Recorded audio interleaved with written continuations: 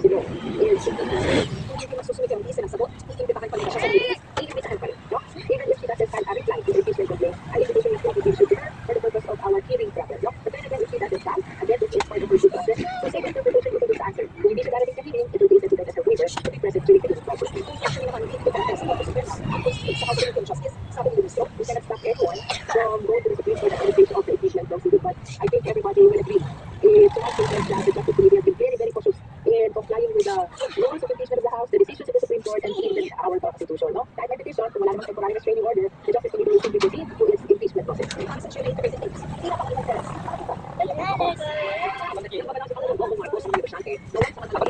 Yes, Mel. Alam mo, hindi pa malinaw sa ngayon kung paano pa talaga nagkaroon ng ipis sa loob ng tren. Ang sinasabi namin kasi na pamanuan ng MRT3, regular naman yung ginagawang paglilinis sa mga bagon. Ang malinaw lang sa ngayon, Mel, nakunan ko ng picture yung mga ipis sa loob ng bagon.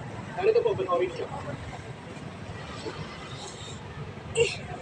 Hindi nilabutan sa litratong ito ang mga pasahero ng MRT3.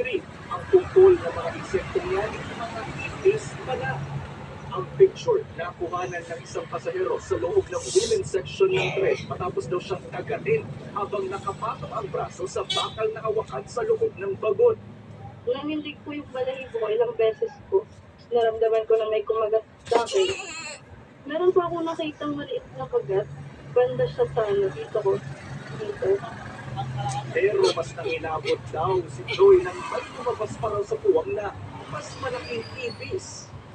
After ko na-picture, meron po ako nakita lumabas sa matapos ng konti. Ako na yung parang bilog siya. Sana po, hindi natin nila po yung MRT kasi marami po nagpupungyat araw-araw tapos hindi nila alam na meron palang ganun. And baka mauwi nila sa bahay po nila. Ipinarating ng GMA Integrated News kay Transportation Secretary Giovanni Lopez ang karanasan ni Joy. Lakas na iyaan ni Joy. Kaya agad niyang ipinagpupos sa General Manager ng MRT3 na mag-imbestiga at gumawa ng aksyon. Ang maintenance program ng Sumitomo Corporation. Kanina, pinapasok ang GMA Integrated News sa MRT3 depot. Exclusively pinakita ng Sumitomo kung paano nilinis ang mga tren. Better. Tawag po dito automatic train washing. Meron po diyang ibubugang tubig na may kasamang sabon tapos lagaan sa may brush. Araw-araw din nila ang paglilinis sa loob ng tren. Bukod pa sa sinasubon nila ang mga upuan, sahig, bintana, pati na labas ng tren.